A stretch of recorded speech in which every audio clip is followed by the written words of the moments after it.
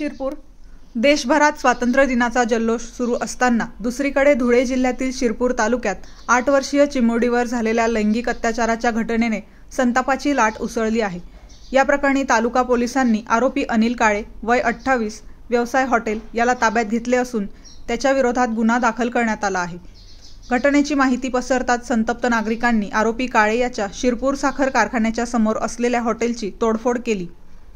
मिळालेल्या माहितीनुसार 15 ऑगस्ट रोजी आरोपीने 8 वर्षीय मुलीवर लैंगिक अत्याचार केला होता। घटनेचे वृत्त वाऱ्यासारखे पसरताच ग्रामस्थांमध्ये संताप उसळला। काय सांगाल, काय घडलं?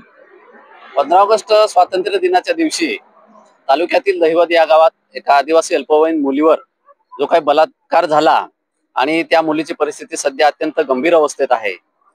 त्या बलात्कार करणाऱ्या आरोपीस त्याच्यावर अॅट्रॉसिटी कायदा असेल, पोक्सो असेल किंवा राज्य शासनाचा शक्ती कायदा असेल, त्या सगळ्या कायद्यांचा प्रभावीपणे अंमल व्हावा आणि ती केस फास्ट ट्रॅक कोर्टात चालून त्याला लवकरात लवकर फाशी व्हावी अशी आमची मागणी आहे।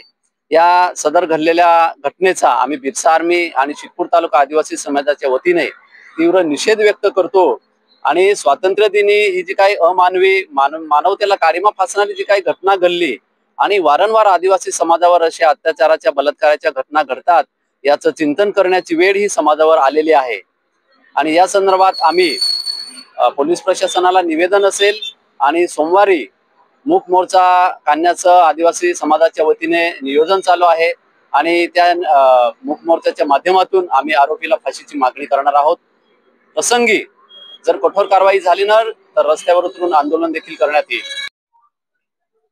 काल दिनांक 15 ऑगस्ट 2025 रोजी दुपारी 12:30 वाजता दैवत येथील साखर कारखान्याजवळ एका 8 वर्षीय मुलीवरती अत्याचार झाल्याची प्राथमिक माहिती पोलीस स्टेशनला मिळाली होती।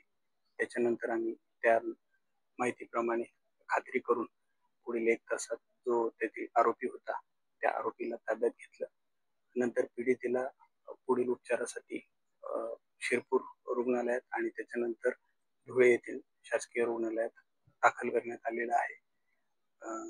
रात्री जी पीडित आहे तिच्या नातेवाईकांकरवी गुन्हा दाखल करण्यात आला आहे। आरोपीलाही अटक करण्यात आला आहे। टीम आहे, ही साक्ष आहे, या सगळ्या गोष्टी करून आणि आरोपीला जास्तीत जास्त कडक शिक्षा कशी होईल आणि जास्तीत जास्त जलद गतीने गुन्ह्याचा तपास होऊन दोषारोपपत्र न्यायालयात कसं दाखल करता येईल यासाठी सर्व प्रयत्न पोलीस विभागामार्फत करण्यात येत आहे।